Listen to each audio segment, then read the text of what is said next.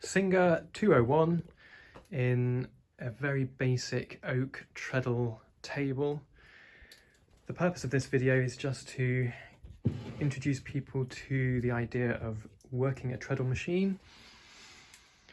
I think there's a lot of people that maybe have had a go on one of these and have not got on very well or been very frustrated because they feel they can't use one properly.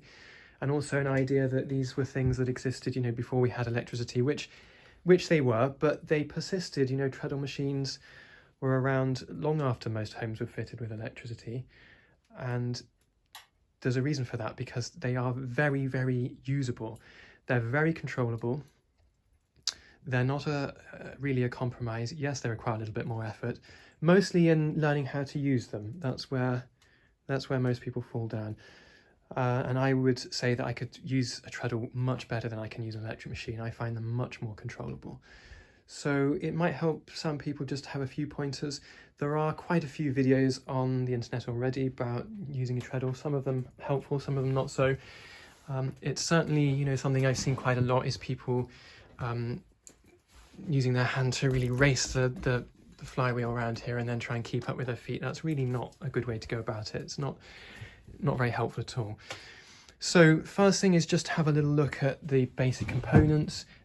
There's not really much to a treadle machine. You can see most of what's here. It's all on display. This one, as I say, it's quite a late one. Very, very basic. You can see everything. Some of them were enclosed in cabinets, but it's the same gubbins really, just shrouded in a wooden case. The earlier treadles tended to have a wooden pitman. That's this bar here at the back that links the pedal to the crank. This one being a late one, it's got ball bearings at the bottom and ball bearings at the top as well, where it connects here. That makes things go just a little bit easier. The early ones were wooden and they have adjustable wooden bushings, which, you should adjust them. You don't want lots of play in those because you'll have lost motion. That's no good at all. All of the centers on these, there are centers here either side the pedal that rocks, and here they're cone bearings.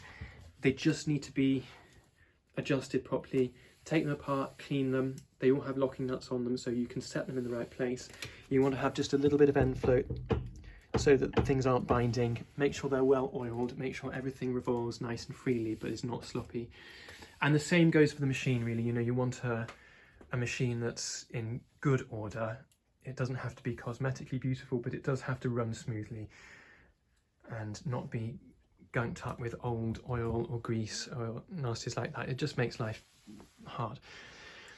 So obviously how this works, if we just have a look down here, I think treadling is one of those things, that you really do benefit from just a basic knowledge of what's going on. And because it's so easy, you can really see everything. The pedal here is where your feet go. That just rocks backwards and forwards on the two centers. It's connected with the pitman rod at the back to a crank, which is connected to the wheel. Really, really basic.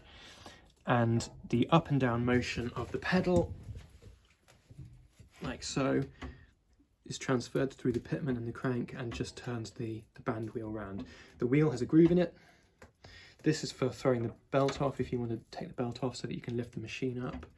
And the belt obviously just runs up here and goes around your machine hand wheel.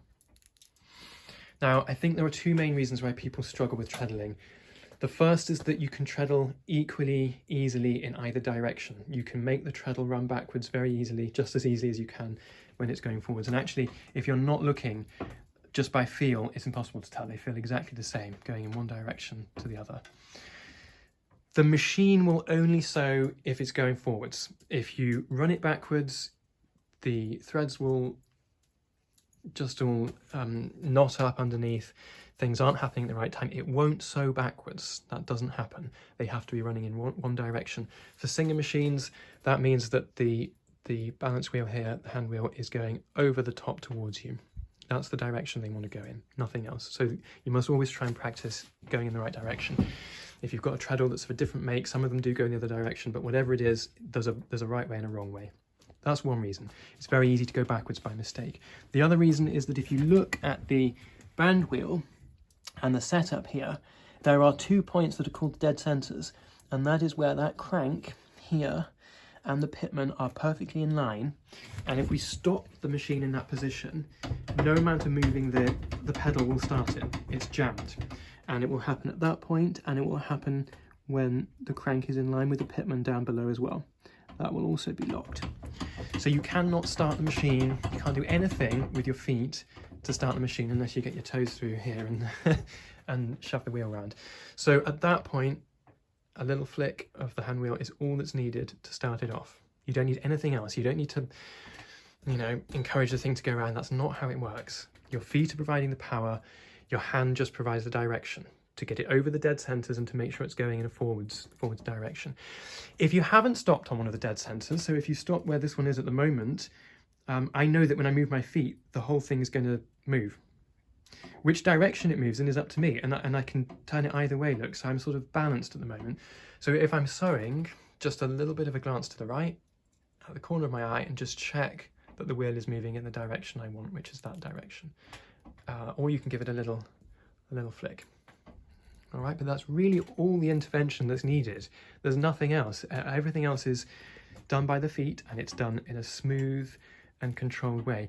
And you have to respond to the sort of flow of the treadle mechanism. It's no point trying to fight it. That's when you'll go backwards.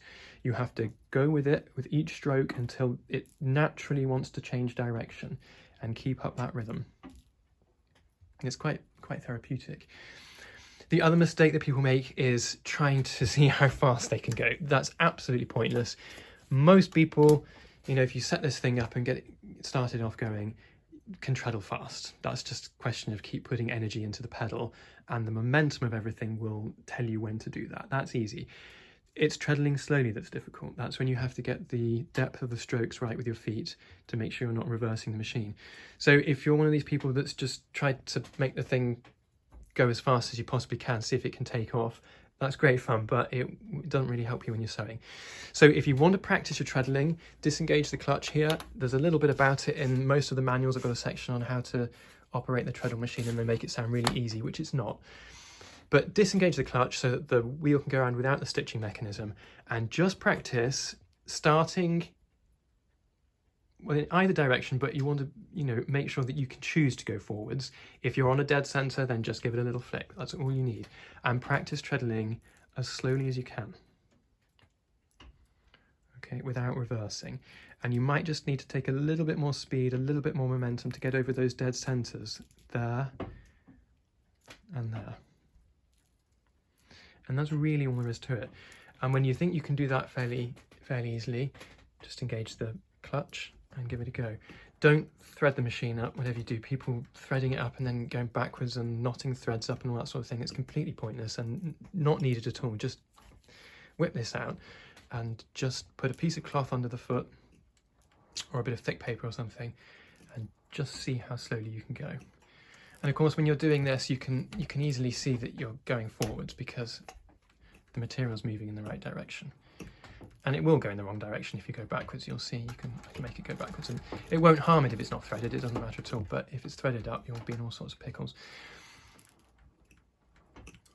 So that's a fairly slow speed. I don't think many people would need to sew slower than that. And if you do, of course, you can just do it by hand with your hand on the balance wheel.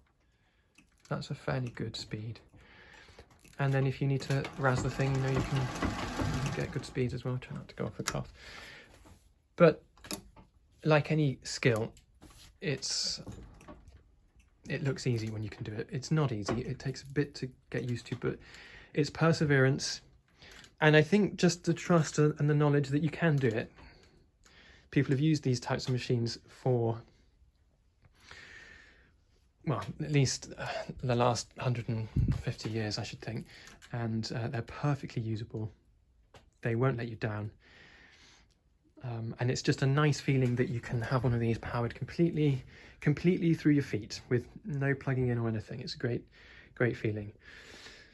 So don't give up, persevere, practice slowly, and just take note of what's happening down there with all the mechanical parts, because it does make a difference if you just have a little bit of an understanding of that. And don't get frustrated. Don't practice with the machine threaded. It's just stupid. It's asking for trouble. And as little interference from the hands as possible. You don't need it. and enjoy. And make sure everything's in good working order. That's really important, that it's all running freely. So, Singer 201 in a treadle cabinet with some hints and tips on treadling. I'm by no means an expert, but I can use one of these fairly proficiently without any trouble really, and much more easily than I can with an electric machine. They're much more controllable when you get used to it. Thanks very much.